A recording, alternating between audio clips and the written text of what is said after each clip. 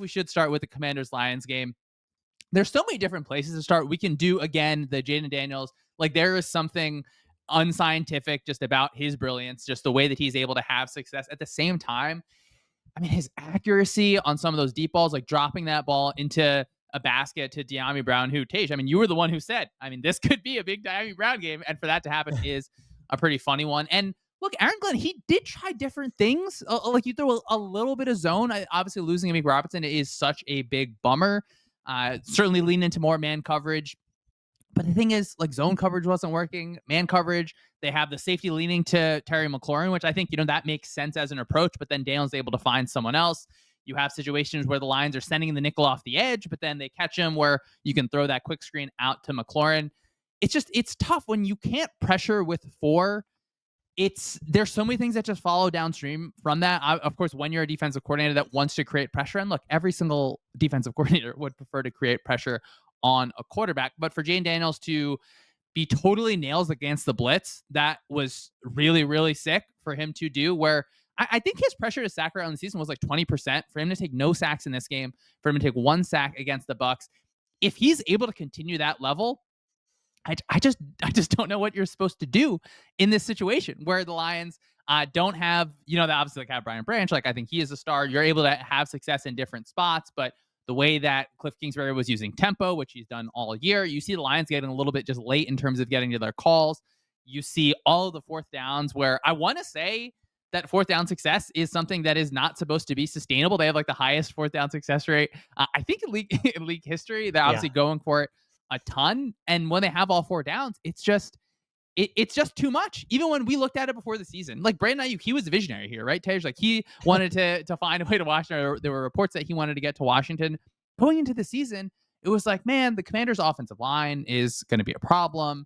Their threats on the outside just aren't going to do enough. But having a quarterback that is playing like this and elevating every single player at every single spot is really, really great. Obviously, really tough to lose Sam Cosmi at right guard, where going into the Eagles game now, Cosmi had some really nice reps against Jalen Carter, so that will certainly be something to monitor. I don't even know where to start with it. It's just, like, Glenn had a plan. I think Glenn, you go down with the ship in your way. You're trying to create heat in some sort of way when you're not able to with your 4-man rush. Maybe I would have liked to see a little bit more. I don't know, Tej, is it fair to me to say 4-man rush, zone coverage, like try a few different things? Because he was so successful against that. Where do you want to start here? Yeah, I mean, I agree a lot of what you said there, where when you look at the Lions defense in this game and just the lack of pass rushes, the lack of defensive back talent, especially when Amik Robertson went out. And that was really a moment in which I thought the straw kind of broke the camel's back, where you have these third string corners that are coming into the game now that you kind of spent your whole offseason making sure that they wouldn't be playing for you in the playoffs. And like, that was the main focus of the Lions front office. And for them to have to be in the game in this moment with Kendall Vildor and players like that being in there because of Robertson's injury, it made it very tough for Aaron Glenn. Now, the one thing I will count against Glenn is I would have blitzed Jaden Daniels less. I thought that he did a great job against the blitz. He completed 12 of 16 passes for 191 yards and a touchdown. And he took 0 sacks, like you mentioned, on those blitz plays. So for him to face the blitz on over 50% of his dropbacks and just continue to carve it up was really impressive from him, but also something I would have been a little bit more careful of if I was Glenn. But I get it from his perspective, right? Like, you don't have much of a 4-man pass rush. You don't trust your corners to hold up in coverage past 2.5 seconds. So you're really just trying to do something to create variance on defense. But Daniels is so good as a quarterback in this offense that he's able to overcome that. And when you look at Daniels in particular in this game, 91st percentile performance in terms of EPA per play. And we're going to talk about like limiting negative plays when we get to the Ravens Bills a little bit more. But like, for Daniels to only have taken 1 sack and have had 0 turnovers this entire playoff run so far, but also pair that with explosive plays where he's still working the intermediate and deep areas of the field with some of his passes was really impressive. And yeah, the De'Ami Brown pass was his play of the game, where it was just a very good pass, right in the bucket, where Brown basically couldn't see when he was catching it. And it was that accurate that he just had to put his hands out in it and it hit his hand. But then Daniels had a 12th percentile ADOT with all his throws in this game, because he was getting the ball out quickly against the blitz. He was recognizing that the Lions usually just had a defender or two less than usual in the back seven, and was able to take advantage of that. And so that was also just really fun to watch from his perspective. And then we have seen this a secondary pass catcher step up now 2 games in a row in Diami Brown for the Commanders, where McLaurin had 6 targets in this game. Had the really explosive touchdown where he was able to take the screen to the house. But Diami Brown had 8 targets and had a 50% success rate on those targets, and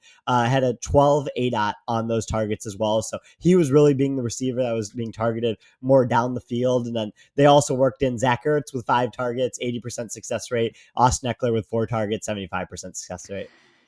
It's really just hard to think of what the like real high end outcome for the Lions defense here would have been. And it's not just, oh, well, you have a bunch of injuries, like you throw your hands up and you can't do anything. Again, Glenn was trying things. It's not that he said, all right, I'm just gonna send guys at you and see. I guess, Tej, if you're looking at a quarterback's profile, just like, oh, you're doing your advanced scouting or just looking at numbers, if he's taking sacks on 20% of the times that he is pressured, he is scrambling at a pretty high rate. Like by the numbers, therefore you want to create pressure. So you're going to send blitzes at the guy. And for him to just play like that, seriously, I say it again, I'm really glad you mentioned 1 sack over the 2 games to elevate your level of play at this point in the season when it is obviously all eyes on you. You're playing your second game on the road like that. It's so sick to be able to see. And it's, you can look at the different things where it's like, oh, like, I think his processing looks really, really clean. I think the ability of the offense to generate positive first read throws, whether it's some of those quick screens or also like attacking down the field, you can be a first read throw down the field as well. Like those have been really good situations. I thought Cliff Kingsbury is really showing, I think, his improvement as well. There was like the one play where you have those kind of 2 crossing routes attacking that middle of the field safety. The Lions like to have that middle of the field safety kind of hammer down and take away one of those routes. We saw it a bunch against, or I saw at least once against the 49ers, for them to be able to run different things like that. That is really nice. And I like, some of those kind of quick throws to the outside. When you have gap scheme runs, you have pullers kind of going in the opposite direction. I really like that way. And I don't love just running inside zone and then kind of bubble to the other side. I know a lot of teams are going to do it. You kind of do it to get out of some just like negative looks overall, just based on box counts. But when you have like a real threat of something bouncing all the way to the outside one direction, really stressing the way that the defense, like I said, wants to send the nickel to the opposite direction, I think it's just a smart way to approach it overall. And I'm trying not to have the recency bias of just this game. I do think last season when you had Dan Quinn, obviously as the Cowboys defensive coordinator, when you're a team that wants to lean into a lot of that man coverage, a lot of rushes in different ways, you're going to have variance. And for it to run cold in a playoff game, it's just such a bummer. Like it really, really is. Again, this situation, it's different when you think of just the injuries, when you think of if you had Aiden Hutchinson, like I obviously think back to kind of early last season where, yeah, Glenn's going to try a bunch of different things with different kind of quarters types looks because he's comfortable with Aiden Hutchinson with that pass rush. It's just, it's tough. And obviously we talked about it a ton last week. I mean, our guy, Dan Quinn, just continue to go for it on 4th down without any fear. I mean, that's exactly what it is, right? Like it's so much fun to watch this Commanders team because they're going to use all 4 downs, like you said. They have a good coordinator in Cliff Kingsbury now that's really getting a lot out of this offense, in which you came into the season and you couldn't really feel confident about any of their pass catching options outside of Terry McLaurin. You didn't feel super confident about their offensive line. It's a rookie quarterback. And for it to all come together like this has been really cool to watch. And then on top of that, you have Dan Quinn, who has gained 130 percentage points of win probability on 4th downs this season. So he's going for it a lot. They're doing a really good job of converting those 4th downs. And then in this game in particular, they got 12.7 percentage points of win probability by going for it on 4th down. They had the 4th and 1. That was a really weird play early in the game. That was basically the only way that the Lions were able to stop the Commanders offense. And then after that, the Commanders were able to convert the rest of their 4th downs. And that really paid dividends for this offense because they were having a lot of success both in the pass and the run game. And so when they got into these 4th down situations. Like they just felt very comfortable as an offense, where Brian Robinson was able to get or to have a lot of rushing success, and then obviously Jaden Daniels, when dropping back because of his 9.6 yards per attempt in this game, was also able to have success. So it just felt really good for the Commanders every time they got into these fourth down situations. At this point, just in like the like the long arc of football history, it does feel like as a head coach, if you have the support from the top down, from ownership, from everyone, that you are being promoted in terms of go for it on fourth down, be aggressive. Like we are not gonna like come at you if you go for it on fourth down 4 times and you go over 4. Like we want you to score points in that way. It feels like that is a real positive. Like when I think about, well, what does it mean to be a good head coach? There's so many things that we just cannot measure. Like we cannot measure the culture and the team building aspects or the connecting of players. Like we are on the outside, cannot do that. And those soft skills and everything. Obviously, there's like, well, what do you bring from a schematic aspect? How good are you at hiring? Are you able to like maybe convince your ownership that like the numbers are in the favor of going for it on fourth down? This team is adding over like a win and a quarter of win probability just based on their going for it on those fourth downs. Again, now like on average, they are not going to have the like 100th percentile outcome that they're having this season, but still, I have to imagine that even if they only converted on like 50% of those or around probably what it would be expected, I still think it's going to be such a positive for that. So I'm really interested to see as we get more head coaches being hired, just the next wave of people, are like, we'll talk about Ben Johnson in a minute here, but like, is Ben Johnson able to continue that going to his next place? What does it look like when you're not converting at that high of a clip for maybe it's for the Commanders next season? But just a huge thing where it feels like we'll talk about it, or maybe we won't talk about it too much in the Rams game, but the situation where you get into fourth and short, and or maybe not fourth and short, but just situations where you can go. And it's so easy. Like I say this every week, Tej, because I don't want it to go unremarked upon. It's very easy for me to say, hey, they should go for it on fourth down every time because I don't face any consequences when you don't go. I just think that when we continue to see like, oh, well, on the or in the average outcome, like things are turning out in your favor, that's really good. And when we look ahead to the Eagles Commanders preview, just stresses me out thinking that for a guy Vic Fangio, stats and scheme defensive coordinator of the year, you got to deal with them for 4 downs. It changes how they approach third down. It changes how they approach first down. And now you can have a negative aspect to that where it's like, oh, maybe like just call like a different play instead of running out on third down. But then you have Daniels' play extension where on fourth down, it feels like it's totally different. So a lot to love there for the Commanders offense. Really the story of the season, I think, in so many ways, regardless of how the season turns out, Tej. We do have to turn over to the Lions offense against the Commanders defense. I just went along about a fourth downs there. You had the pleasure of watching the Lions offense. Where do you want to start? Yeah, I mean, starting with the Lions offense in this game, I mean, you have to mention the turnovers first. Like, it really was the 5 turnovers that killed this offense. They lost 23.4 total EPA on those turnovers. They lost 46 percentage points of win probability on those turnovers. And really where, I want to start is the Jared Goff fumble in which the Lions were driving. They got into 3rd and 1, and they went into empty instead of keeping a rushing threat in the backfield.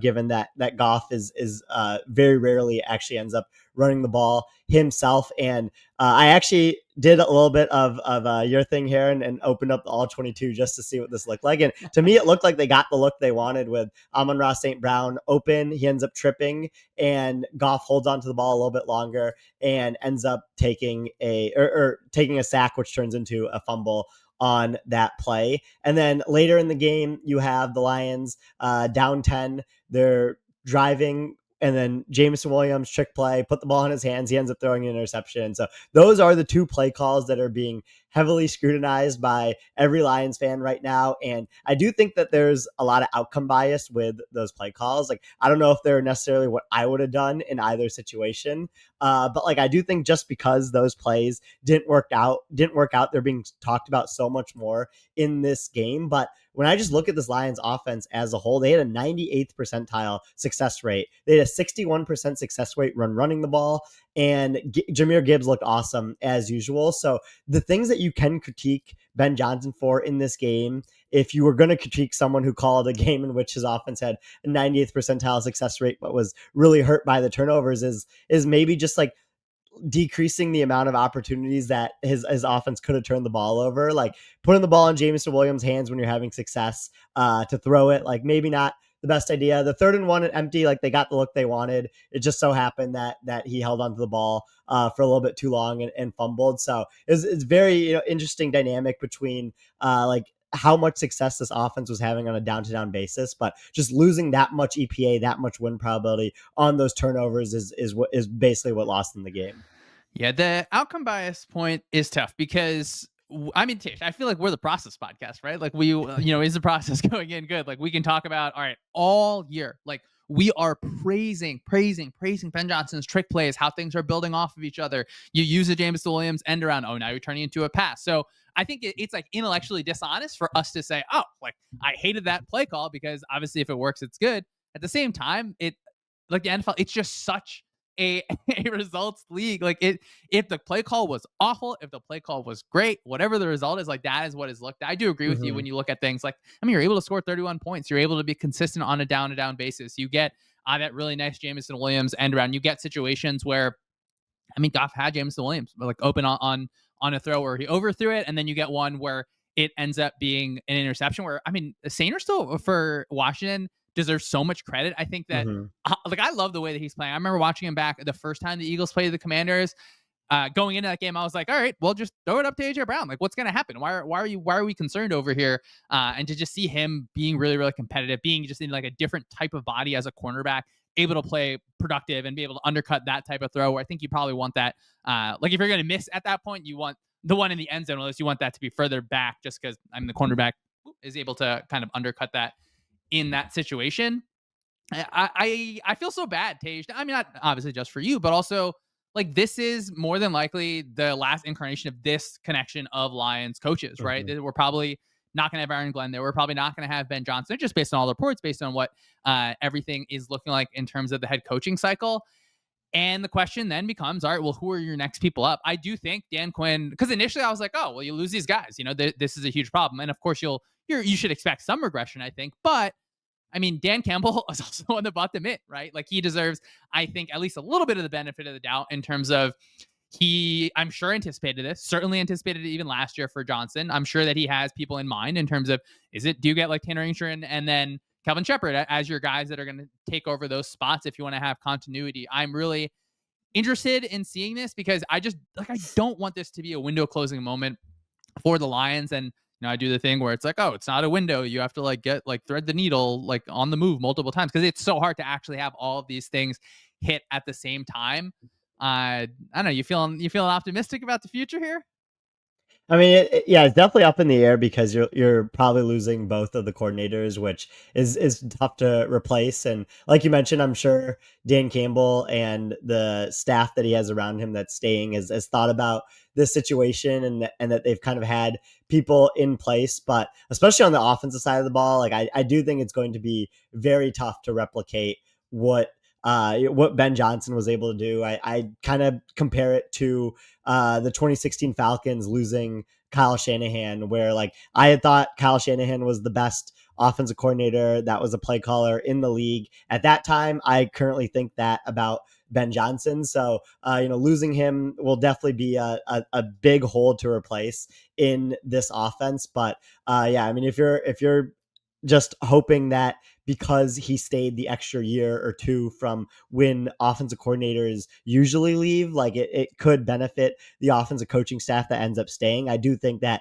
there is something there in terms of just like a bit more hope than usual in like a situation where the offensive coordinator leaves pretty quickly after showing that he can lead a high end offense.